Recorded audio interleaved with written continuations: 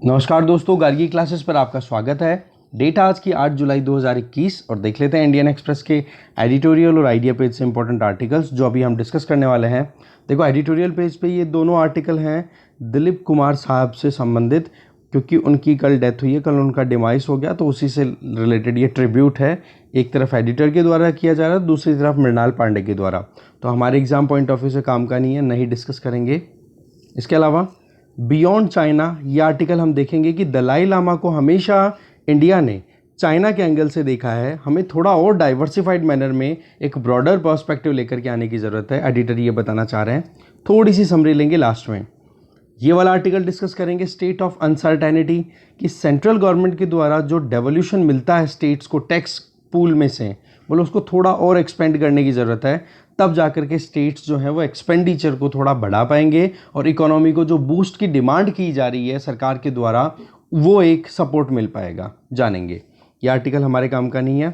इसके अलावा idea page पर ये ऊपर वाला आर्टिकल है, फिर से चाइना की कम्युनिस्ट पार्टी से रिलेटेड कुछ एक दो पॉइंट्स हैं, वो बिल्कुल नंबर 3 पे हम इसको डिस्कस करेंगे। एक दो पॉइंट्स हैं वो एक्सट्रैक्ट करके बता दूंगा मैं सीधा। और ये आर्टिकल बहुत ही अच्छा है जिसमें एनर्जी सेक्टर को लेकर के बताया हुआ है कि कैसे हम फॉसिल फ्यूल से एक रिन्यूएबल एनर्जी सेगमेंट में जा तो रहे हैं, पर फॉसिल फ्यूल पूरा ख़त्म नहीं कर पा रहे हैं। तो इसको टारगेट करना हमारे लिए प्राइम फोकस होना चाहिए।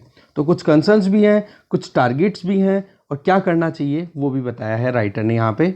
जानेंगे इसको आर्टिकल को डिटेल में, देखते हैं डिटेल में अब जितने भी हमारे इंपॉर्टेंट आर्टिकल्स हैं वो। और ये इधर वाला सलमान खुर्शीद जी का है, ये देखो कांग्रेस की पॉलिटिक्स को लेकर के आर्टिकल है जो हम डिस्कस नहीं करेंगे, ठीक है। फर्स्ट आर्टिकल है there is work to do on energy. Article को लिखा है आशीष कोठारी जी ने। देखो, इनका कहना ये है कि दोगली बातें बहुत हो रही है आजकल जो पॉलिटिकल लीडर्स हैं उनके द्वारा।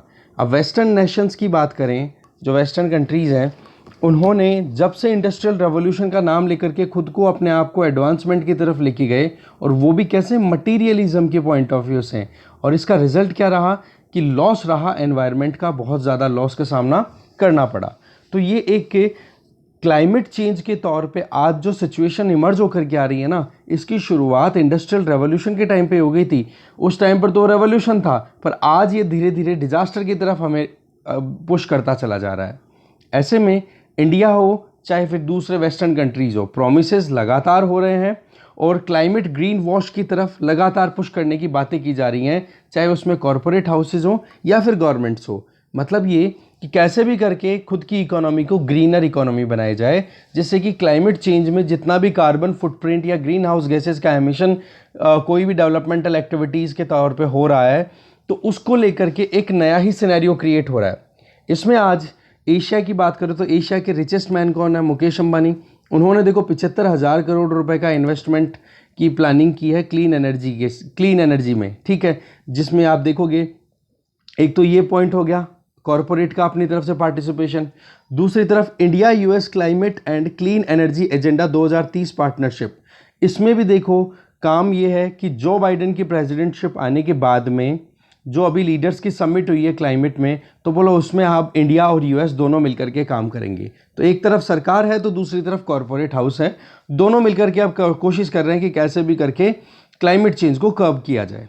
अब आप देखो कि पार्टनरशिप स्टेटमेंट की बात करें तो यूनाइटेड स्टेट्स ने अपनी तरफ से स्टेटमेंट में ये बोला कि हम इकोनॉमी वाइड टारगेट्स को फोकस में लेंगे और साथ में net green house gas emission को 50 to 52% तक हम नीचे लेकर के आ जाएंगे। मतलब 2005 में जितना green house gas emission USA के द्वारा होता था, उसका हम 50 से 52% तक रिड्यूस कर लेंगे आने वाले 2030 तक। ये टारगेट यूएसए ने लिया है। ये बात चलो ठीक है कि डोनाल्ड ट्रंप ने तो क्लाइमेट को बिल्कुल डिनाई कर दिया था, उसके कंपैरिजन में कम से कम जो बाइडेन ने कंसिडरेशन में तो लिया है। एक तो देखो ये है यूएसए का स्टेटमेंट। अब इंडिया की तरफ से हमारी सरकार का टारगेट क्या है कि हम 2030 आते आते हैं रिन्यूएबल एनर्जी में 450 गीगावाट कैपेसिटी को इंस्टॉल कर लेंगे। तो यहाँ पर आप देखो कि फाइनेंस को लेके आना, साथ में क्लीन एनर्जी की तरफ जल्दी से जल्दी स्पीड अप, मतलब स्पीड से एक्सेलरेटेड मैनर में हम क्लीन एनर्जी ज़्यादा से ज़्यादा इंस्टॉल कर सकें।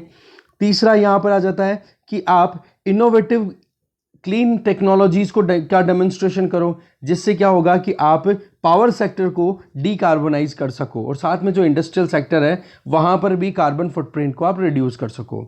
एक चीज़ और, ट्रांसपोर्टेशन एक बहुत बड़ा सेक्टर है जिसमें कि आप देखते हो क्रूड ऑयल कितना यूज़ होता है। ठीक है, क्रूड ऑयल का मतलब इसके क्रूड ऑयल के प्रोडक्ट्स जो हैं, डीजल, पेट्रोल, इनका फॉसिल फ्यूल जिसको हम बोलते हैं, उनका यूज़ होना। पावर सेक्टर की बात करो और बिल्डिंग्स में कि जितनी ज़्यादा कंजेस्टेड या एकदम सही आर्किटेक्चरली डिज़ाइन बिल्डिंग नहीं होगी तो उस केस में वहाँ पर पावर कंजम्पशन भी ज़्यादा होता है। और या फिर आप कैपेसिटी मेजर्स को इंक्रीज़ करो जिससे कि कैपेसिटी बिल्डिंग की जा सके, हम क्लाइमेट रिलेटेड इम्पैक्ट्स को मैनेज कर सके और एडेप्टेबिलिटी भी बढ़ाई जा सके, क्योंकि क्लाइमेट चेंज एक रियलिटी तो बन चुका है। और आईपीसीसी की जो रिपोर्ट है लेटेस्ट, उसमें स्पेशल रिपोर्ट में बोला है कि आपने जो टारगेट रखा था पेरिस क्लाइमेट चेंज एग्रीमेंट में कि 2 डिग्री सेंटीग्रेड से ज़्यादा टेम्परेचर हम राइज नहीं होने देंगे 21st सेंचुरी के एंड आते आते, किसके कंपैरिजन में? इंडस्ट्रियल रेवोल्यूशन के पहले जो टेम्परेचर हुआ करता था एवरेज, उसके कंपैरिजन में। पर आईपीसीसी ने क्या बोला कि 2% की बात कर रहे हो। फिर अच्छा, एक और कमिटमेंट था पेरिस क्लाइमेट चेंज में कि 2 डिग्री तक तो हम बढ़ने नहीं देंगे और कोशिश ये करेंगे कि 1.5 डिग्री सेंटीग्रेड तक राइज, 1.5 डिग्री सेंटीग्रेड के अंदर अंदर ही उसको रख ले टेम्परेचर राइज को।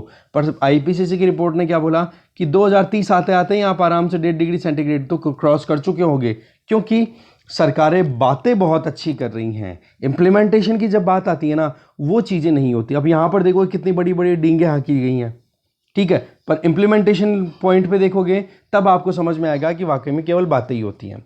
ये देखो, इट साउंड्स ग्रेट कि जो बाइडन ने प्रोमिसेस तो किए, क्योंकि डोनाल्ड ट्रंप ने तो मना ही कर दिया था, बोले क्लाइमेट चेंज जैसी कोई प्रॉब्लम ही नहीं है। आज G7 कंट्रीज़ जो कि वर्ल्ड के एडवांस्ड इकोनॉमीज में से हैं सारी की सारी, उन्होंने देखो अनाउंस किया है कि हाँ हम नेट ज़ीरो कार्बन टारगेट है उसको अचीव करेंगे और लगातार हम नई टेक्नोलॉजीज़ के ऊपर रिलायंस करेंगे। पर आप सवाल यहाँ पर ये उठाते हो, राइटर यहाँ पर ये उठा रहे हैं कि आप जिन टेक्नोलॉजीज को लाने की बात कर रहे हो उनको रिप्लेसमेंट के तौर पे लाना चाहिए। आप क्या कर रहे हो कि जो ऑलरेडी जैसे थर्मल पावर प्लांट है, न्यूक्लियर पावर प्लांट्स है, बोला आप उन पे लगातार रिलाई कर रहे हो और जो रिन्यूएबल एनर्जी टेक्नोलॉजी है उनको रिप्लेसमेंट तौर के लेके ही नहीं आ रहे हो और ये भी इंक्रीज़ कर रहे हो जिसमें कोयले की माइनिंग भी लगातार बढ़ रही है और दूसरी तरफ आप रिन्यूएबल एनर्जी को बढ़ाने की बात भी करते हो। तो हमें ज़रूरत क्या है कि जो ये हिस्टोरिकल रिस्पॉन्सिबल कंट्रीज़ हैं, कौन से? वेस्टर्न कंट्रीज़ जो अपने आप को इंडस्ट्रियलाइज्ड कंट्रीज़ बोलते हैं, इन्होंने देखो क्राइसिस को बहुत ज़्यादा ग्रेव बना दिया है और लगातार बनाते जा रहे हैं, जो कि अवॉइड किया जा सकता है। तो ये तो बात हो गई इंटरनेशनल लेवल की। अब बात करते हैं इंडियन गवर्नमेंट की और हमारे यहाँ पर कॉरपोरेट सेक्टर की, कि वो ग्लोबल क्लाइमेट चेंज को लेकर के क्या अपने दिमाग में लेके चल रहे हैं। तो जैसे हमने देखा कि मुकेश अंबानी ने अपनी तरफ से जो अनाउंसमेंट कर रखा है रिन्यूएबल एनर्जी में इन्वेस्ट करने का, वो तो रिन्यूएबल एनर्जी कैपेसिटी इंक्रीज़ करना एक तो ये दिमाग में है, और वो भी, और पार्टनरशिप में भी कौन सा? PPP मॉडल, ठीक है, पब्लिक प्राइवेट पार्टनरशिप। अब इसमें इंडिया ने देखो 2015 में इंटरनेशनल सोलर अलायंस की स्टैब्लिशमेंट के लिए अपने आप में एक ग्लोबल लीडर के तौर पे अपने आप को असर्ट किया था, और इसका हेडक्वार्टर भी कहाँ पर है? गुरुग्राम, हरियाणा में लोकेटेड है, राइट। इसमें मेन लीडर्स कौन कौन से कंट्रीज़ थे? जिसमें इंडिया और फ्रांस थे, और बाकी इसमें उन सभी कंट्रीज़ की मेंबरशिप शुरुआत में रखी गई थी कि जो कंट्रीज़ भी ट्रॉपिक ऑफ कैंसर और ट्रॉपिक ऑफ कैप्रिकॉन के बीच में लोकेटेड हैं वो लोग ज्वाइन करेंगे। अब तो चलो इसकी ग्लोबल मेंबरशिप ओपन कर दी गई है कि कोई भी कंट्री अगर पार्टिसिपेट करना चाहे, ज्वाइन करना चाहे तो इसको ज्वाइन कर ले। पर सवाल ये है कि बातें तो हो गई, पर जो दोष है ना, जो फ्लॉज हैं इन सारी बातों के अंदर, वो क्या है? इंडिया के पॉइंट ऑफ व्यू से देखेंगे, सबसे पहली कमी कि आप रिन्यूएबल एनर्जी को लगातार बढ़ा रहे हो, कोई प्रॉब्लम नहीं है, पर आप ये फॉसिल फ्यूल का एक्सट्रैक्शन बंद क्यों नहीं करते जी? आप इसको भी लगातार बढ़ाए जा रहे हो। अगर पेंडेमिक के बीच की हम बात करें ना, ये प्रीवियस 1 साल जो गया है, तो गवर्नमेंट ने लगभग 60 नई कोल माइंस के ब्लॉक्स को ऑक्शन किया है, उनकी नीलामी की है। इसके अलावा बहुत सारे नए थर्मल पावर स्टेशंस हैं, उनको भी कंसिडर किया गया है, उनकी भी बात हुई है कि हाँ हम बनाएंगे ये। इसी चीज़ को ध्यान में रखते हुए आप देखो कि जहाँ जहाँ पर भी कोल माइनिंग होगी वहाँ पर क्या होगा? बायोडाइवर्सिटी या फिर वहाँ का जो फॉरेस्ट है उसका लॉस होगा। और पर्टिकुलरली बात करो तो सेंट्रल इंडिया, जिसमें छत्तीसगढ़, झारखंड वाला ये वाला रीजन आ गया, या मध्य प्रदेश वाला रीजन, तो आप टोटल कार्बन एमिशन को क्यों नहीं कंट्रोल करते जी? क्लाइमेट चेंज पे तो मेन इम्पैक्ट इसका आ रहा है। आप रिन्यूएबल एनर्जी के शेयर को राइज करो, ये बहुत ज़रूरी है, पर आप ये जो जो ट्रेडिशनल कन्वेंशनल मेथड्स हैं जिनके बेसिस पे आप फॉसल फ्यूल्स का यूज़ करके इलेक्ट्रिसिटी प्रोड्यूस कर रहे हो, आप उसको कम करो। ये बहुत बड़ा सवाल है, इंडिया क्या बात कर रहा है। इसके अलावा डीकार्बोनाइजिंग की बात करें कि जो सेक्टर है, इलेक्ट्रिसिटी सेक्टर है, उसकी बात करो या फिर इंडस्ट्रियल सेक्टर की बात कर लो, वहाँ पर कार्बन फुटप्रिंट कम होना चाहिए, एमिशन रिड्यूस करने की ज़रूरत है। ये मेंशन भी किया जा चुका है, पर जब कोई टारगेट ही नहीं है आपके पास में, तो आप कैसे सीरियसनेस दिखाओगे अपनी? और गवर्नमेंट अपनी सीरियसनेस भी नहीं दिखा रही है इस चीज़ को लेकर के। पब्लिक ट्रांसपोर्टेशन सिस्टम को लगातार बढ़ाने की बात की जा रही है कि हाँ, लोग जो हैं पब्लिक ट्रांसपोर्टेशन सिस्टम की तरफ बढ़े। पर आप एक चीज़ बताओ कि जो लोगों की जो प्राइवेट कार यूज़ करने की आदत पड़ी हुई है, खुद के पर्सनल व्हीकल्स को यूज़ करने की, जो कि फॉसिल फ्यूल बेस्ड चलते हैं, आप उनको डिस्करेज क्यों नहीं करते हो? अगर आप एनकरेज कर रहे हो वो चीज़ ठीक है, पर आप डिस्करेज भी तो करो ना दूसरी तरफ जो लॉस मेकिंग काम हो रहे हैं यहाँ पर। इसके अलावा पार्टनरशिप की हम बात करें तो देखो, इनमें सिविल सोसाइटी का जो रोल होना चाहिए ना, एक प्रेशर ग्रुप की तरह, इनको रोल पूरा अदा करना चाहिए। होता क्या है नॉर्मली कि जब भी सिविल सोसाइटी कोई भी डेवलपमेंटल एक्टिविटीज़ को लेकर के परेशान होती है, या एनवायरमेंटल एक्टिविस्ट अगर ये कह देते हैं कि हाँ जी आप लोग गलत काम कर रहे हो, तो उनको एंटी डेवलपमेंट स्टांस बोल करके उनको इग्नोर कर दिया जाता है। तो एक चीज़ ये करेक्ट करने की ज़रूरत है कि आप अगर रिन्यूएबल एनर्जी को एनकरेज कर रहे हो, तो जो फॉसिल फ्यूल बेस्ड जो एनर्जी सेक्टर है या फिर जो भी इंडस्ट्रीज़ हैं, उनको डिस्करेज भी करो। पहला पॉइंट क्लियर है। नंबर 2, इंडिया जो है मेगा हाइड्रो पावर प्रोजेक्ट्स की बात करता रहता है। अब आप देखो कि जितने भी हाइड्रो पावर प्रोजेक्ट्स हैं, जिसमें आप एक का नाम जरूर जानते होंगे, जिसका नाम है सरदार सरोवर डैम, कि भाई इलेक्ट्रिसिटी प्रोड्यूस भी हो जाएगी और आसपास में जो पानी की रिक्वायरमेंट है वो पूरी कर दी जाएगी। तो इसका कितना ज़्यादा लॉस होता है इकोलॉजी को, और कितना ज़्यादा सोशल हैवॉक फैलता है। क्योंकि मान लो यहाँ पर कोई नदी बह रही है, ठीक है, अब इस नदी के आसपास में रहता कौन है जी? जो इस नदी के पानी पे डिपेंडेंट अपनी लाइवलीहुड अर्न करते हैं, और वो लोग होते हैं गरीब लोग, वो लोग होते हैं ट्राइबल पीपल। अब आप यहाँ पर डैम बना दोगे तो यहाँ पर डैम की वजह से आसपास का पूरा एरिया क्या होगा? सबमर्ज होगा। तो ये डिस्प्लेसमेंट हुआ कि नहीं? सोशल हैवॉक हुआ कि नहीं? आसपास में जो एनिमल्स रह रहे थे, बायोडाइवर्सिटी थी, वो भी सबमर्ज हो जाएगी, उसका भी लॉस हो गया। तो इन चीज़ों का कौन हर्जाना भुगतेगा? इसके अलावा उत्तराखंड में अभी हमने देखा था जो फ्लैश फ्लड आई थी ना, अचानक से एकदम से वो डैम टूट गया था। उसके बाद में अगर उसको ही हमने नहीं समझा कि इस रीसेंट ट्रेजेडी से कि भाई इस मेगा हाइड्रो पावर प्रोजेक्ट्स वाला कॉन्सेप्ट है, इसको थोड़ा सा हमें रिकंसिडर करने की ज़रूरत है, कुछ कमियां हैं इसमें। एक ये पॉइंट आ गया। तीसरा, रिन्यूएबल एनर्जी प्रोडक्शन की बात करें तो फोकस किया जा रहा है मेगा पार्क टाइप सिस्टम पे, कि हाँ एक बड़ा सा खेत खाली कराएंगे या फिर बड़ी सी खाली जगह लेंगे और वहां पर आप इंस्टॉलेशन कर दोगे रिन्यूएबल एनर्जी के लिए, अलग अलग सोलर प्लांट को इंस्टॉल कर दोगे या विंड प्लांट को। 2020 की लास्ट में आते आते ministry of new and renewable energy ने कहा कि 10,000 स्क्वायर किलोमीटर एरिया हमारे पास में अवेलेबल है लगभग 7 स्टेट्स में, जहां पर इस तरीके से सोलर पार्क्स जो है वो स्टैब्लिश किए जा सकते हैं, जिसमें मेजरली आप देखो वेस्टर्न कंट्रीज जैसे राजस्थान, गुजरात, ये कुछ कंट्रीज हैं जहां पर। तो आप एक चीज बताओ कि इकोलॉजिकल पॉइंट ऑफ व्यू से देखो, इतना बड़ा एरिया अगर वो खाली जगह भी है, डेजर्ट एरिया भी है, तो डेजर्ट में भी तो कुछ ना कुछ इकोलॉजी तो सस्टेन करती है ना। सोशल इंपैक्ट, वही बात आ गया कि आप बड़े एरिया को खाली करा करके क्यों करते हो जब आपके पास में और इको फ्रेंडली या क्लीन कॉन्सेप्ट्स अवेलेबल हैं।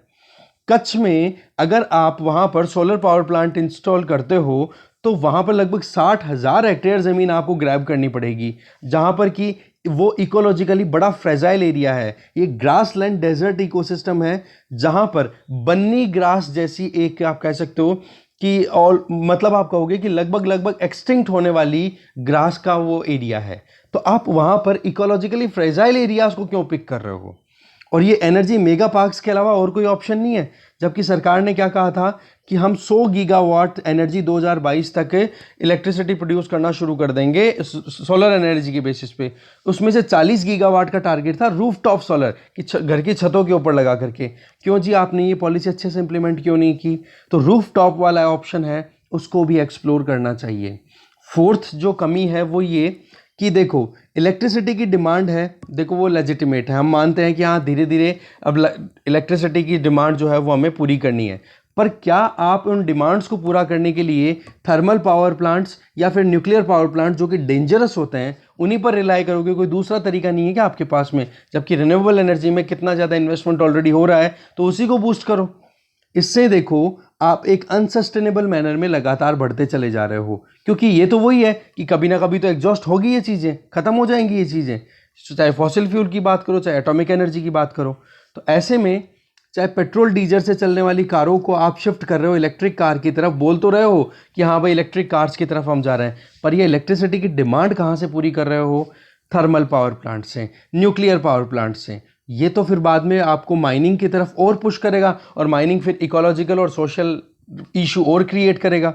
तो आप क्यों थोड़ा सा क्लाइमेट को और इकोलॉजी को सेंटर में रख करके फिर अपने प्लान तैयार क्यों नहीं करते हो?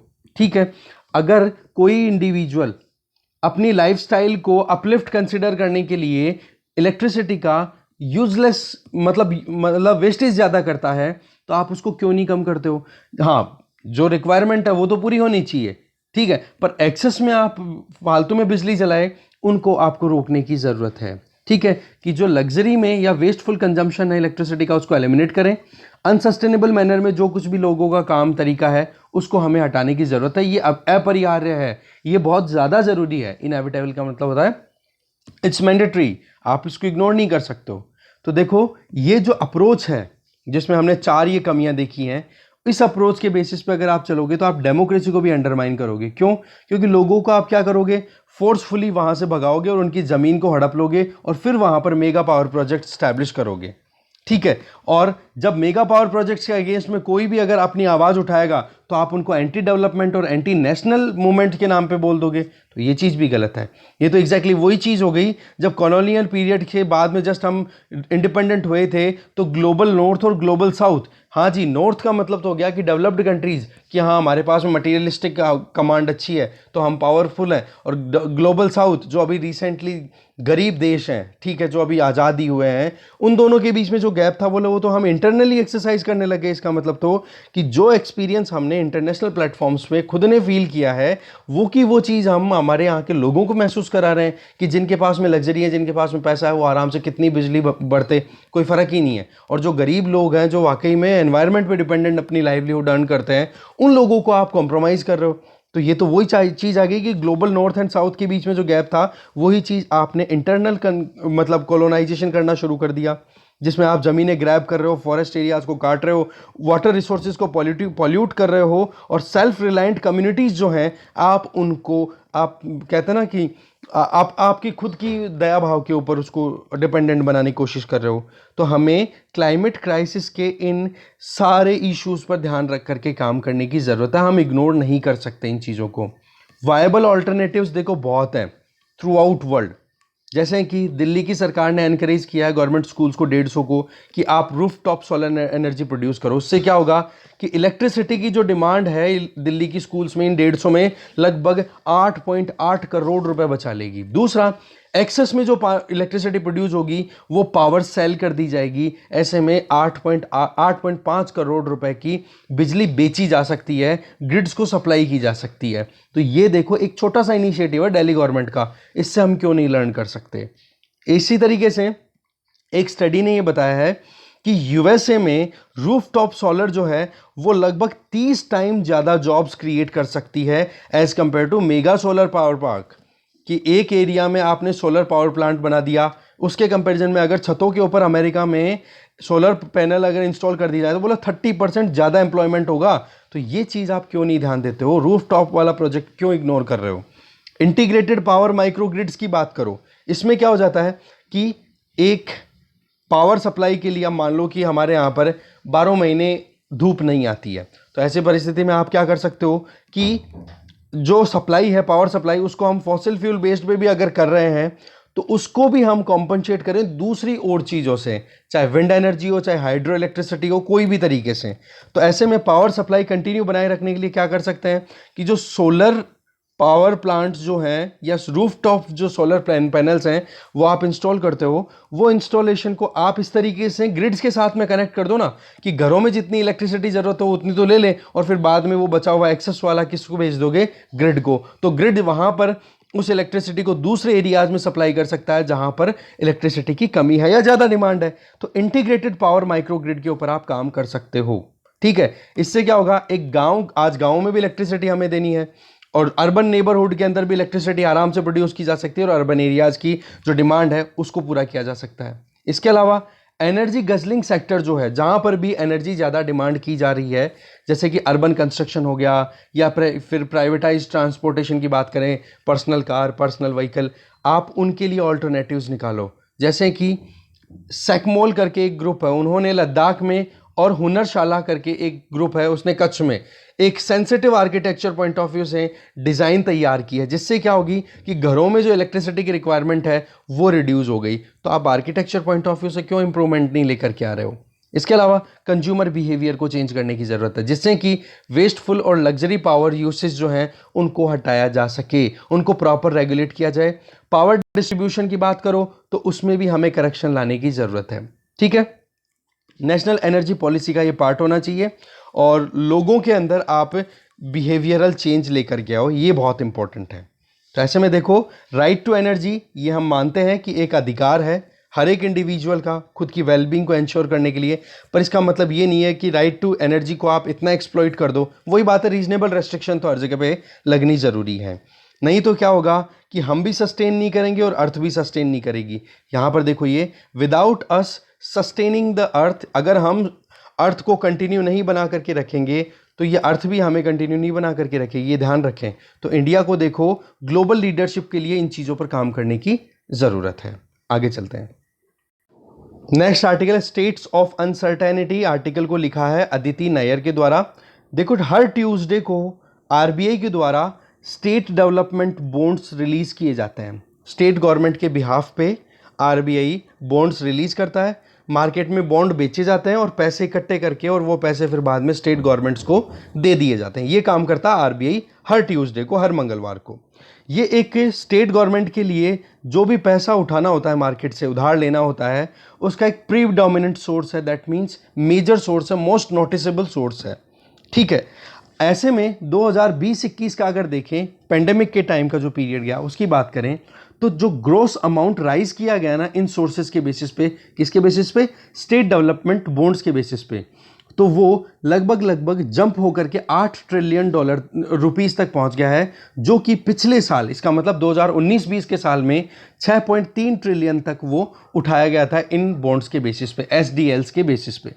अब आप देखो कि कोविड-19 के चलते हमें पता है कि इकोनॉमिक एक्टिविटीज अच्छी नहीं चली, तो स्टेट की जो फाइनेंस कंडीशन है वो बिगड़ गई। तो ऐसे में उधार पहले 6.3 ट्रिलियन रुपीस लेता था सारी स्टेट गवर्नमेंट मिलकर के, और वो बढ़कर के उधार कितना हो गया पिछले साल में पेंडेमिक के टाइम पे?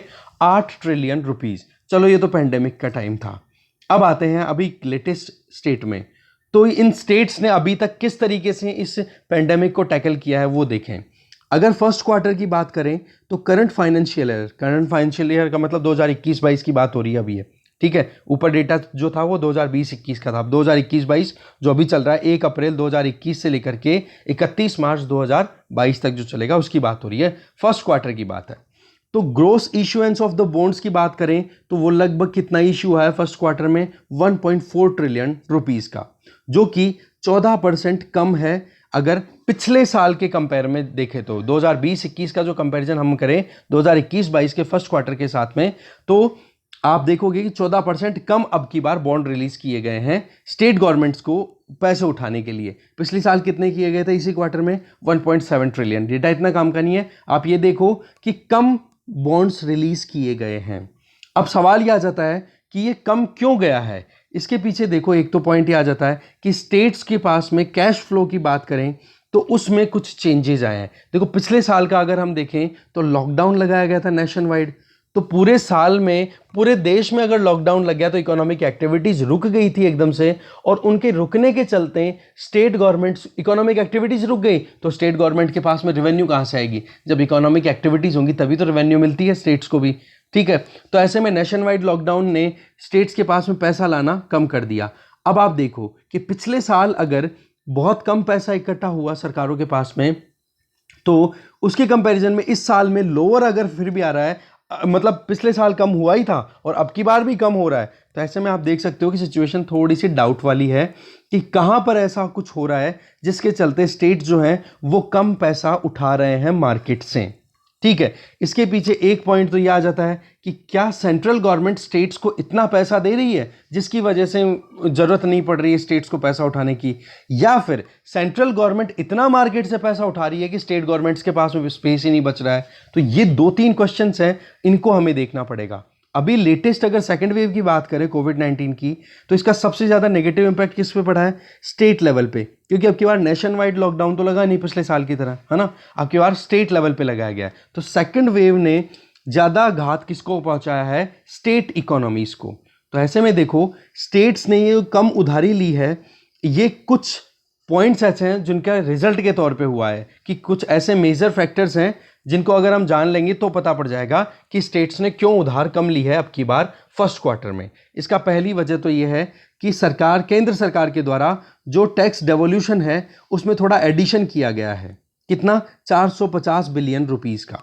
ठीक है, तो एक तो पॉइंट ये आ गया कि केंद्र सरकार के द्वारा डेवोल्यूशन दिया गया है। ध्यान रखें, ज़्यादा डिटेल में जाने की जरूरत नहीं है। वजह कि इसके अंदर हमें पॉइंट्स काम के चाहिए कि केंद्र सरकार ने अगर टैक्स डेवोल्यूशन ज़्यादा कर दिया तो स्टेट्स को उधार लेने की ज़रूरत कम पड़ी। दूसरा पॉइंट क्या जाता है कि अप्रैल मंथ की बात करें तो जीएसटी कलेक्शन रिकॉर्ड लेवल पे पहुंच गया था। वो बात अलग है कि फिर बाद में मई मंथ में जीएसटी कलेक्शन फिर से रुक गया। वजह कि हमें पता है लॉकडाउन लगाने पड़ गए थे सेकेंड वेव के चलते। तो अप्रैल में जो जीएसटी के लिए ई वे बिल्स जनरेट होते हैं बोलो वो बहुत ही अच्छे परफॉर्म कर रहे थे। तो ऐसे में स्टेट्स के जो शेयर बनते हैं जीएसटी में, इंटीग्रेटेड जीएसटी की बात करो या फिर स्टेट जीएसटी की, इन दोनों में जो इनका स्टेट्स का जो हिस्सा है वो पूरा का पूरा राइज होता हुआ दिखा। तो ऐसी परिस्थितियों में स्टेट्स को उधार लेने की जरूरत नहीं पड़ी। तो दूसरा मुद्दा हो गया जीएसटी। तीसरा कि जो ग्रांट्स दिए जाते हैं, सब्सटेंशियल ग्रांट्स जो कि सेंट्रल गवर्नमेंट के द्वारा दिए जाते हैं स्टेट गवर्नमेंट को, वो भी एडिशनल दिए गए हैं अप्रैल मई के टाइम पे, जो कि 15th फाइनेंस कमीशन के रिकमेंडेशन के बेसिस पे किया जाता है। तो ऐसे में बोले ये 3 फैक्टर्स हैं जिसमें सेंट्रल गवर्नमेंट के द्वारा जो एक एडिशनल टैक्स डेवोल्यूशन, उसके अलावा जो ग्रांट्स देने थे वो, और जीएसटी में स्टेट्स का जो शेयर है वो, इन तीनों के चलते स्टेट गवर्नमेंट्स को परेशान नहीं होना पड़ा। ऐसे में स्टेट गवर्नमेंट के पास में पैसा आ गया फर्स्ट क्वार्टर की अगर बात की जाए। पर आप ग्रोस बॉन्ड इशुएंस की बात करते हैं अब अप्रैल मई 2021 में, first quarter of this particular financial year, तो ये बताया जा रहा है कि 476 बिलियन रुपीस जो है वो कम का रिलीज हुआ है, मतलब बॉन्ड रिलीज कम हुआ है। इसका मतलब आप देख सकते हो कि जून 2021 में आज अब सिचुएशन क्या है कि अब इस सिचुएशन ये है कि अब ज़्यादा बॉन्ड रिलीज करने पड़ रहे हैं। इसका मतलब क्या हो गया कि अप्रैल और मई इन दोनों के टाइम पे तो सरकार के पास में, स्टेट सरकारों के पास में पैसे की कमी नहीं आई, क्योंकि सेंट्रल गवर्नमेंट और जीएसटी इन्होंने मिलकर के जो कमियां थी वो पूरी कर दी। पर अब फिर से थोड़ा सा राइज हो रहा है स्टेट गवर्नमेंट के द्वारा जो बॉन्ड रिलीज किए जाते हैं आरबीआई के थ्रू, तो उनको अब अमाउंट में अगर इंक्रीमेंट देखने को मिल रहा है। उसकी वजह क्या है? वही बात, स्टेट में रेवेन्यू कलेक्शन शॉर्टेज हो रही है, सेंट्रल गवर्नमेंट के द्वारा जो जितना कुछ भी एक सपोर्ट प्रोवाइड किया जा रहा था वो कम हो गया, और सेकंड वेव के चलते जो रेस्ट्रिक्शन लगाई गई थी मई मंथ में, उसका रिजल्ट फिर बाद में आते आते जून में हमें देखने को मिल रहा है। तो पॉइंट क्या रहा है कि स्टेट का पूरा डिपेंडेंस आ रहा है या फिर रिलेशन यहाँ पे बन रहा है सेंट्रल गवर्नमेंट के साथ में। तो ये चीज़ यहाँ पर अगर समझ में आ गई है तो देखो कि सेकंड क्वार्टर जब अभी सेकंड क्वार्टर स्टार्ट हो गया, अप्रैल मई जून ये फर्स्ट क्वार्टर गया, जुलाई अगस्त सितंबर सेकंड क्वार्टर अभी चल रहा है। तो ऑन गोइंग सेकंड क्वार्टर की बात करें तो आरबीआई जो है वो स्टेट के लिए फिर से वो स्टेट डेवलपमेंट बॉन्ड रिलीज करेगा और पैसा उठाना पड़ेगा। पर पॉइंट यहाँ पर आ जाता है कि कुछ अभी भी ऐसे क्रिटिकल पॉइंट्स हैं जिनको हम अगर ध्यान में रखेंगे तो हमें समझ में आ जाएगा कि स्टेट्स को अब पैसा और कितना उठाना पड़ेगा मार्केट से। मान लो कि कैसे भी करके थोड़ी बहुत इकोनॉमिक एक्टिविटीज चल रही हैं अभी, है ना, ये जो सेकंड क्वार्टर अभी इस साल का शुरू हो गया, तो इसमें थोड़ा बहुत इकोनॉमिक एक्टिविटीज अगर परफॉर्म होनी शुरू हो गई तो आप एक चीज बताओ यहां पर कि ये इकोनॉमिक एक्टिविटीज के ऊपर डाउट भी तो है ना कि थर्ड वेव कैसी आएगी। अगर थर्ड वेव आ जाती है और फिर से लॉकडाउन अगर लगाना पड़ जाता है मजबूरन, तो स्टेट्स को फिर बाद में कुछ ना कुछ उधार तो लेना पड़ेगा। तो यहां पर पॉइंट क्या आ गया कि फर्स्ट हाफ के अंदर, जिसमें फर्स्ट और सेकंड क्वार्टर दोनों आ गए, फर्स्ट हाफ के अंदर तो चलो ठीक है कि उधारी कम करनी पड़ी स्टेट्स को, पर सेकंड हाफ में चांसेस ये हैं कि थोड़ा बहुत भी अगर अप एंड डाउन आ जाता है तो उधार लेने की ज़रूरत पड़ेगी ज़्यादा स्टेट्स को, क्योंकि प्रेशर आ जाएगा। क्यों? लॉकडाउन लगाना पड़ेगा थर्ड वेव को कंट्रोल करने के लिए। तो ऐसे में 3 क्रिटिकल फैक्टर्स हैं। उन क्रिटिकल फैक्टर्स को हम समझते हैं कि कैसे स्टेट्स का जो बोरोइंग मैग्नीट्यूड है वो वेरी कर सकता है। पहला तो ये कि अनलॉकिंग प्रोसेस का क्या स्पीड रहता है, कि ठीक है कि अगर लॉकडाउन लगाया जाता है और इकोनॉमिक एक्टिविटीज़ को रिवाइवल की तरफ लेके जाएं तो वो कितना स्पीड से होता है। तो इससे एक हो गया। दूसरा, सेकंड क्वार्टर का हमें देखने की ज़रूरत ये है कि अभी वैक्सीनेशन का जो प्रोग्राम है ये कितना स्पीड से होता है। जितना जल्दी वैक्सीनेशन लगेगी उतनी ही ज़्यादा जो इकोनॉमिक एक्टिविटीज़ हैं वो हो पाएंगी, स्टेट्स को उधार लेने की ज़रूरत कम पड़ेगी। और जब उल्टा काम हो गया कि थर्ड वेव आ गई जो कि एक्सपेक्ट किया जा रहा है, उससे चलते फिर से इकोनॉमिक डिस्ट्रप्शन आ जाएगा, क्योंकि लोकल लेवल पे फिर से लॉकडाउन लगाने पड़ेंगे तो स्टेट्स को फिर से बोरो ज़्यादा करना पड़ेगा। तो ये 3 पॉइंट्स को एक पॉइंट में कंसिडर कर दिया कि लॉकडाउन हटना, वैक्सीनेशन एडमिनिस्ट्रेशन और थर्ड वेव, इन तीनों का असर कि स्टेट्स को कितना उधार लेना पड़ेगा। दूसरा जो पॉइंट है वो ये कि जो कैलेंडर अभी आरबीआई के द्वारा गवर्नमेंट ऑफ इंडिया के द्वारा रिलीज किया गया है कि हाँ गवर्नमेंट ऑफ इंडिया जो है वो कितना उधार लेने वाली है मार्केट से, कितना पैसा उठाने वाली है मार्केट से। तो ऐसे में एक तो ये, दूसरी चीज़ जीएसटी और ये उधार लेने की वजह कि जो जीएसटी में स्टेट्स को कॉम्पनसेशन देने का कमिटमेंट गवर्नमेंट ऑफ इंडिया ने किया था 2017 में जब जीएसटी इंप्लीमेंट हुआ था, कि अगर मार्केट से जीएसटी कलेक्शन में जितना भी पैसा आता है उसके बाद में जो कुछ भी स्टेट का हिस्सा बनता है वो अगर स्टेट्स की नॉर्मल कंडीशंस में 2017 से पहले, जीएसटी से पहले का जो रेवेन्यू कलेक्शन था उसमें जो भी कमी रहेगी उसको सेंट्रल गवर्नमेंट कॉम्पनसेट करेगी। तो वो कॉम्पनसेशन के लिए सेंट्रल गवर्नमेंट के पास में भी क्या रेवेन्यू के सोर्सेज अभी काम कर रहे हैं प्रॉपर्ली? नहीं, इकोनॉमी फुल पोटेंशियल पे काम नहीं कर रही है। तो ऐसे में भी सेंट्रल गवर्नमेंट को भी उधार लेना पड़ता है। किसके लिए? जीएसटी को कॉम्पनसेट करने के लिए, स्टेट्स की हेल्प करने के लिए। तो स्टेट से सेंट्रल गवर्नमेंट जो है वो क्या करेगी? मार्केट से पैसा उठा लेगी। तो स्पेस कम पड़ा कि नहीं? स्पेस अपने आप ही कम पड़ गया स्टेट्स के लिए, कि जब अगर मार्केट में से पैसा सेंट्रल गवर्नमेंट उठा रही है तो उसी मार्केट से तो आरबीआई के थ्रू स्टेट गवर्नमेंट्स अपने स्टेट डेवलपमेंट बॉन्ड्स रिलीज करके पैसा उठाएगी। तो जब ऑलरेडी वही आप बात है, इसको क्राउड आउट बोल दो, बस प्राइवेट सेक्टर क्राउड आउट नहीं हो रहा, यहाँ पर ये स्टेट गवर्नमेंट्स क्राउड आउट हो रही है। तो दूसरा मुद्दा आ गया ये कि जीएसटी कलेक्शन अगर ढंग से नहीं होता है तो ऐसे में फिर बाद में सेंट्रल गवर्नमेंट पैसा उठाएगी तो स्टेट गवर्नमेंट्स को उधार लेने में परेशानी होगी। तीसरा है कि सेंट्रल गवर्नमेंट जितना भी टैक्स डेवोल्यूशन देती है फाइनेंस कमीशन के रिकमेंडेशन के बेसिस पे, जो कि हमारे कॉन्स्टिट्यूशन के आर्टिकल 280 के तहत प्रेसिडेंट हर 5 साल में कॉन्स्टिट्यूट करते हैं, जिनके रिकमेंडेशंस को ध्यान में रखते हुए फिर स्टेट सेंटर के बीच में टैक्स डेवोल्यूशन होता है, जो कि एक बैलेंसिंग व्हील का काम करता है। ये चीज़ आप एम लक्ष्मीकांत में पढ़ते हो, राइट? तो क्या क्वांटम, कितनी क्वांटिटी में और किस टाइम पर ये सेंट्रल गवर्नमेंट के द्वारा स्टेट गवर्नमेंट्स का हिस्सा उनको दिया जाता है, तो ये भी डिसाइड करेगा कि स्टेट गवर्नमेंट्स को कितना उधार लेना पड़ेगा। तो अगर रेवेन्यू स्ट्रीम की बात करें तो ये बातें आपको समझ में आ गई। अब आप देखो कि ये जो रेवेन्यू का पूरा मुद्दा चल रहा है, इसमें आप देखो कि शुरुआत के 2 महीने की बात करें इस फिस्कल ईयर में तो 15% तक कॉन्ट्रैक्ट कर गया है। तो ऐसे में अक्यूमुलेटिव मैनर में देखोगे ना, अगर सारा मिला करके पूरा फरवरी 2022 तक इस फाइनेंशियल ईयर को अप्रैल 2021 से 2022 फरवरी तक अगर काउंट करोगे तो बोला टोटल जो कमी आएगी ना स्टेट्स के पास में टैक्स की, वो हो जाएगी 2.4 ट्रिलियन रुपीज़। तो ऐसे में तो फिर इनको उधार और लेना पड़ेगा, जो कि बजट में जितना अनाउंस किया ना उसके कंपैरिजन में है। तो पॉइंट अब क्या आ जाता है कि देखो इस तरीके से आप टैक्स डेवोल्यूशन का थोड़ा ध्यान रखो, स्टेट्स को एफिशिएंट मैनर में सपोर्ट करने की ज़रूरत है सेंट्रल गवर्नमेंट के द्वारा। स्टेट्स को अगर आप हेल्प करोगे तो उसका फ़ायदा पूरी इकोनॉमी को मिलेगा, क्योंकि फिर वो एक्सपेंडिचर है वो बढ़ा देंगी, क्योंकि आने वाला साल भी देखो अनसर्टेनिटी का साल बताया जा रहा है और ये एक्सपेक्टेड है कि आने वाले साल में जब तक वही बात वैक्सीनेशन जब तक नहीं होगा, जब तक एक एक इंडिविजुअल सेफ नहीं हो जाता, तब तक आप पूरे देश को प्रोटेक्टेड नहीं मान सकते हो। नहीं तो फिर क्या होगा, उधारी के ऊपर फिर से रिलाई करना पड़ेगा, वो चीज़ फिर बाद में स्टेट्स के लिए मुश्किल हो जाएगी। तो देखो स्टेट सेंटर रिलेशन भी हो गया इसमें, और इकोनॉमी के बूस्ट के पॉइंट ऑफ व्यू से भी इस आर्टिकल को देख लिया। आगे चलते हैं। नेक्स्ट आर्टिकल देखो, अभी मुद्दा क्या है, बियॉन्ड चाइना है आर्टिकल का नाम। मुद्दा तो ये है अभी कि हमारे प्राइम मिनिस्टर और डिफरेंट कैबिनेट मिनिस्टर्स ने अप्रोच किया दलाई लामा को कि हाँ जी आपका बर्थडे है, बहुत बहुत बधाइयाँ हो, ऐसे करके। पर इस चीज़ को आप ओपनली बताते हो, ठीक है, ट्वीट करके इंटरनेशनल प्लेटफॉर्म्स पे बताने की कोशिश करते हो कि हाँ जी हमने दलाई लामा से बात की है। अब इसके ऊपर थोड़ा सा सवाल उठाता है राइटर कि आप एक चीज़ बताओ, जब चाइना के साथ में हमारे रिलेशन अच्छे थे, या फिर चाइना के प्रेसिडेंट शी जिनपिंग इंडिया की टूर पे आते हैं एक इनफॉर्मल समिट करने के लिए ममल्लापुरम में, उस टाइम पर आपने अपने आप को क्यों डिस्टेंस किया था दलाई लामा से? इसका मतलब तो ये चीज़ हो गई, और ये चीज़ फैक्ट है कि हमेशा चाइना के लेंस के थ्रू ही दलाई लामा से इनसे एंगेजमेंट किया जाता है। अब बेसिकली ये दलाई लामा है कौन?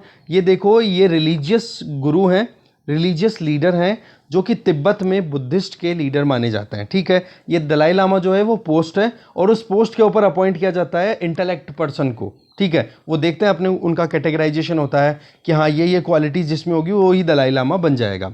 दलाई लामा का मतलब हो गया एक तरीके से आप मानो कि जिस तरीके से वेस्टर्न कंट्रीज़ में पोप होता है ना, उस तरीके से।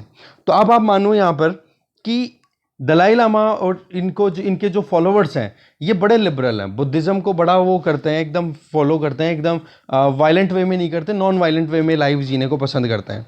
पर चाइना ने जैसे एग्रेशन दिखाया था 1950s में और तिब्बत को ग्रैब कर लिया, तो फिर इन बुद्धिस्ट फॉलोअर्स को वहाँ से भागना पड़ा था, और ये आकर के फिर बाद में असाइलम लेने के लिए मजबूर हो गए थे, कहाँ पे?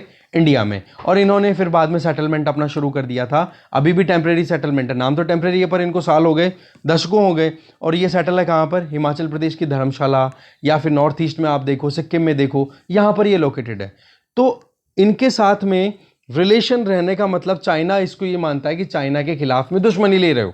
अब इंडिया अपनी रिलेशनशिप चाइना को मेंटेन रखने के चक्कर में अभी तक, जब ये जो रिसेंट हुआ ना ईस्टर्न लद्दाख में जो एग्रेशन दिखाया चाइना ने, इसके पहले तक इंडिया ने अपने आप को डिस्टेंस कर रखा था, कारण कि हम चाइना के साथ में पीसफुल को एग्जिस्टेंस को इंश्योर करना चाह रहे थे कि किसी भी बात के चलते अगर वहाँ से हमारी दलाई लामा के साथ में एंगेजमेंट जो है वो चाइना के लिए अगर खतरा है, चाइना ये मानता है, तो ऐसे में हम इस चीज़ को अवॉइड कर देंगे, कोई प्रॉब्लम नहीं है। बट चाइना ने देखो हमेशा धोखा दिया इंडिया को, और उसी धोखे में एक चीज़ ऐड हो जाती है, ईस्टर्न लद्दाख में स्टैंड ऑफ केवल डी-एस्केलेशन हुआ तो कहाँ हुआ है? केवल और केवल पैंगोंग शो में। अभी तक भी हॉट स्प्रिंग, देपसांग प्लेट्यू, ये बहुत सारे ऐसे एरियाज हैं, दौलत बे गोल्डी, वहाँ पर अभी भी चाइनीज़ ट्रूप्स वहाँ हमारी टेरिटरी में खड़े हैं, बिल्कुल भी पीछे नहीं जाने की बात हो रही है। और कितने राउंड, मतलब 9, 10, 11 इतने राउंड्स तो मिलिट्री के पर्सनल्स की मीटिंग के हो गए हैं, पर अभी तक भी कोई ब्रेक थ्रू नहीं मिल रहा है। तो ऐसे में देखो कि हमारे प्राइम मिनिस्टर का बातचीत करना उनके 86th बर्थडे पे और अनाउंस करना कि आज ही हमने बात की है। इसके अलावा सिक्किम के प्राइम चीफ मिनिस्टर और अरुणाचल प्रदेश के चीफ मिनिस्टर, उन्होंने भी विश किया है और उन्होंने भी ये बताया कि हमने भी बात की है दलाई लामा जी से। पर बात यहाँ पर ये आ जाती है कि एक तरफ आप देख सकते हो कि बीजिंग का जो टारगेट था, माओ जेडांग या फिर माओ त्से तुंग, दोनों एक ही बंदे हैं, नाम बस प्रोनाउंसिएशन में थोड़ा डिफरेंस है, कि उन्होंने जो पाम और 5 फिंगर का कॉन्सेप्ट है उसमें 2 फिंगर्स तो सिक्किम और अरुणाचल प्रदेश भी है। तो ऐसे में आप लगातार अगर अपने स्टैंड को क्लियर कर लो तो क्या प्रॉब्लम है? क्यों आप हर चीज़ में केवल और केवल चाइना के बारे में सोच के ही करते हो? दलाई लामा के साथ में एंगेज करना है, आप कंटिन्यू करो। अगर चाइना के लिए दलाई लामा चैलेंज है तो चैलेंज बने रहने, तो आपको क्या प्रॉब्लम आ रही है? इसके अलावा क्वेड में जब इंडिया ने अपनी मेंबरशिप फाइनलाइज की तो भी चाइना ने इस चीज़ को ऑब्जेक्ट किया था कि क्वेड में आप क्यों मेंबरशिप ले रहे हो, ठीक है। अब आप देख सकते हो कि जो टेंशन लद्दाख वाले रीजन में चल रही है उसमें आज इंडिया जितना स्टबर्नली, मतलब जितना ज़्यादा स्ट्रांगली वहाँ पर खड़ा है ना, उसके पीछे वजह क्या है कि इंडिया की ग्रुपिंग जो आज अमेरिका के साथ में क्वेड को लेकर के या दूसरे जो प्लेटफॉर्म्स हैं वहाँ पर जो कन्वर्जेंस देखने को मिल रही है, क्योंकि अमेरिका के लिए भी चैलेंज है चाइना, हम पिछले कितने ही बार आर्टिकल्स में डिस्कस कर चुके हैं, तो इंडिया के लिए तो नो डाउट है ही। तो ऐसी परिस्थितियों में दोनों का वही बात, दुश्मन का दुश्मन दोस्त, तो यूएसए का दुश्मन चाइना, चाइना का दुश्मन इंडिया, तो इंडिया और यूएस दोस्त हो गए। यही चीज़ अप्लाई होती है। और सेम चीज़ आप पाकिस्तान चाइना के बीच में लगा दो कि हाँ जी इंडिया का दुश्मन पाकिस्तान, पाकिस्तान और इंडिया का दुश्मनी चाइना, तो दोनों के दोनों दुश्मन हो गए, इंडिया के दोनों एक जगह बैठे हैं। तो ये इंटरनेशनल पॉलिटिक्स में चलने वाली चीज़ें हैं। तो यहाँ पर हमें थोड़ा सोच समझ करके आगे चलने की ज़रूरत है, क्योंकि 2017 में देखो डोकलाम इशू हुआ था, ठीक है, चुंबी वैली वाला रीजन, सिक्किम, भूटान, वहाँ पर डोकलाम प्लेट्यू पे ग्रैब कर लिया और वहाँ पर इंफ्रास्ट्रक्चर डेवलपमेंट करना शुरू कर दिया था चाइना ने। तो इंडिया ने ऑब्जेक्ट किया था भूटान की तरफ से कि भाई आप नहीं कर सकते हो ये काम यहाँ पर, ठीक है। तो उसके बाद में जैसे ही इनफॉर्मल समिट हुई थी ममल्लापुरम में हमारे प्राइम मिनिस्टर और प्रेसिडेंट शी जिनपिंग के बीच में, तब हमने क्या किया था कि हमने दलाई लामा से खुद को दूर रखा था, हमने बात ही नहीं की थी उस टाइम पे। तो आप ऐसे क्यों करते हो भाई? आप दलाई लामा और तिब्बतन कम्युनिटी को एक कार्ड की तरह क्यों यूज़ करते हो चाइना के ऊपर दबाव बनाने के लिए? आप उनको इंडिया चाइना रिलेशन का इम्पैक्ट इन पे क्यों आने देते हो? अगर ये इंडिविजुअल्स आपके यहाँ पर हैं, आप इनको हॉस्पिटैलिटी और अपनी कल्चर का वो हवाला देकर के कहते हो कि हमारे यहाँ पर रहना चाहते हैं, रह रहे हैं, तो ठीक है। तो ऐसे में हमें चाइनीज़ प्रिज्म से थोड़ा दूर होना चाहिए। बुद्धिस्ट, नॉन बुद्धिस्ट, इनके लिए हॉस्पिटैलिटी हम रखते हैं और कंसिस्टेंट मैनर में दलाई लामा के साथ में हमें एंगेजमेंट रखने की ज़रूरत है। इतना कोई ज़रूरत नहीं है। और जो इंडियन लीडर्स हैं जो सिचुएशन को देखते हैं कि हाँ चाइना के साथ में रिलेशन अच्छे हैं तो दलाई लामा से दूरी, और चाइना के साथ में रिश्ते अच्छे नहीं है तो दलाई लामा के साथ बात करो और चाइना को चिढ़ाओ कि भाई देख तू अगर नहीं करेगा तो हम दलाई लामा को उकसाएंगे। ये तरीका इंटरनेशनल पॉलिटिक्स के पॉइंट ऑफ व्यू से हमारे लिए ठीक नहीं है। ये चीज़ बताई जा रही है। एक कंसिस्टेंट मैनर में बना के रखो ना अपने रिलेशन, तिब्बत वाले लोगों के साथ भी बना करके रखो और चाइना अगर रखना चाहे अपने रिलेशन जिस तरीके से उस तरीके से उसके साथ में रखो, ठीक है। आगे चलते हैं। नेक्स्ट आर्टिकल है इनसिक्योरिटी एमिड सेंटेनरी। अभी आपको पता ही है कि 100 साल हो गए, वो सारी चीज़ें हमने देख ली, प्रेसिडेंट भी देख लिए, माओ त्से-तुंग, डेंग जियाओपिंग हो गया, शी जिनपिंग हो गया, सारी चीज़ें बता दी हमने, ठीक है। अब बात ये आ जाती है कि चाइना में ये कम्युनिस्ट पार्टी का रूल इतना ज़्यादा क्यों चल रहा है, इसके पीछे वजह क्या है? जबकि कम्युनिज्म और मार्क्सिज्म इनका जो कॉन्सेप्ट है ये रशिया से शुरू हुआ था। इसके पीछे सबसे बड़ी बात है कि चाइना की जो मिलिट्री है ना, पीपल्स लिबरेशन आर्मी, उसको नेशनल ना बना करके पॉलिटिकल ही बना करके रखा है। वहाँ पर यह आर्मी वही काम करती है जो communist party of China decide करती है। और रशिया में ये गलती हो गई थी कि गलती का मतलब रशिया में ये कदम उठा लिए गए थे कि वहाँ की आर्मी को नेशनलाइज कर दिया गया था। और जिस टाइम पे कम्युनिस्ट पार्टी को जब डिसइंटीग्रेट किया जा रहा था, डिसमेंटल किया जा रहा था, तब वो आर्मी केवल और केवल मूक दर्शक, चुपचाप बाई स्टैंडर्ड बन करके और देख रही थी हाँ जी कम्युनिस्ट पार्टी वहाँ पे ख़त्म हो रही है। तो एक तो क्या हुआ, आर्मी पे पकड़, ये बिल्कुल भी ख़त्म नहीं कर रहा है चाइना। दूसरी चीज़, स्टेट ऑन्ड एंटरप्राइजेस, जो कि सरकार के तहत, जहाँ जैसे कि हम जिनको पब्लिक सेक्टर अंडरटेकिंग्स बोलते हैं, उसी तरीके से स्टेट ऑन्ड एंटरप्राइजेस की बात करें तो उसके साथ उसके बजाय चाइना ने ज़्यादा फोकस किया प्राइवेट सेक्टर के ऊपर, जिससे क्या हो गया कि कंपटीशन भी आ गया, मार्केट इकोनॉमी के तहत वो काम करता रहा, पर फिर भी अपने हाथ से पकड़ नहीं जाने दी पीपल्स लिबरेशन आर्मी को अपने हाथ से बिल्कुल भी लूज नहीं किया, ठीक है। ये पॉइंट आ गया। सोवियत यूनियन के साथ में जो हुआ वो मैंने बताया आपको कि वहाँ पर मुश्किलें क्या हो गई। एक तो आर्मी को लेकर के, एक प्राइवेट सेक्टर को उन्होंने एंटरटेन नहीं किया था, उन्होंने बस सेल्फ सफिशिएंसी। देखो कोई भी सोशलिस्ट या कम्युनिस्ट कंट्री होती है ना, उसका बेसिक जो आइडिया, आपको वीडियो मिलने वाला आज, जहाँ तक आज मिल जाएगा कि इकोनॉमीज़ के टाइप कैसे होते हैं, कैसे काम करते हैं, क्या नुकसान है क्या फ़ायदे हैं, वो सारे बताए हुए हैं उस वीडियो, उस पूरे कंटेंट में, वो मिल जाना चाहिए। प्रॉबेबली आज मैं अपलोड कर दूंगा, मतलब दूसरे अंकित सर हैं वो कर देंगे।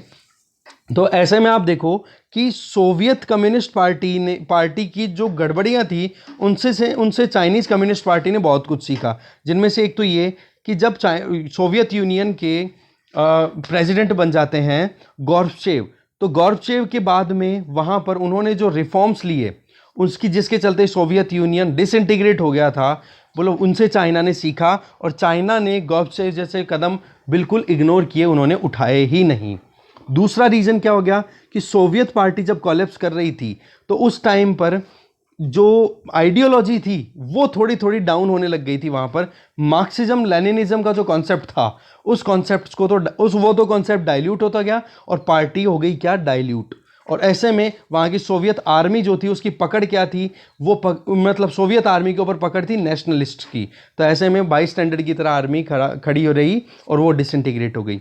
तो यही तो बात है ना, शी जिनपिंग ने क्या कहा कि चाइना जो है ना वो सोवियत के जिस तरीके से डिसइंटीग्रेशन होने के बाद टुकड़े हुए थे, बोलो उन चीज़ों को अवॉइड करने में कैपेबल है। और उसके पीछे मेन जो वजह है वहाँ की आर्मी पर पकड़, प्राइवेट सेक्टर को वहाँ पर एम्पावर करना, कंपटीशन लेकर के आना, इकोनॉमिक सेक्टर अपने आप इंप्रूव हो गया और आर्मी को इतना स्ट्रांग बना करके रखना कि जब जरूरत पड़े तब कम्युनिस्ट पार्टी कहेगी वही काम होगा।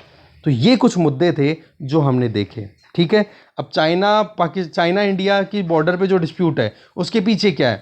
नेशनली तो बहुत सारे ऐसे लोग हैं जो कि शी जिनपिंग की पॉलिसीज को ऑब्जेक्ट करते हैं वहां पर, चाइना के लोग, पर वही चीज़ है कि उन लोगों को सप्रेस कर दिया। स्टालिन ने क्या किया था? यही किया था कि भाई मेरे खिलाफ में जो भी आवाज़ उठाएगा उसको मैं दबा दूंगा। और यही चीज़ शी जिनपिंग ने कर दी कि जो भी लोग शी जिनपिंग के अगेंस्ट में आवाज़ उठा रहे हैं उन लोगों को सप्रेस कर दिया। बोल दिया कि कम्युनिस्ट पार्टी ऑफ चाइना जितनी स्ट्रांग है वो उतना स्ट्रांगर वे में चाइना को कोई नहीं ले जा सकता। एक ये इस तरीके से सिगुफे काम करते रहते हैं। और ये बात है, कल एक क्वेश्चन भी था कि सर चाइना क्यों डेवलप कर रहा है, उसके पीछे देख लो जी, वजह मैंने आज बता दी है। राइटर आपकी यूँ मान लो आपकी ऑन डिमांड ये आर्टिकल आ गया। ठीक है, तो आज के इस डिस्कशन में, इस वीडियो में इतना ही है। Thank you very much.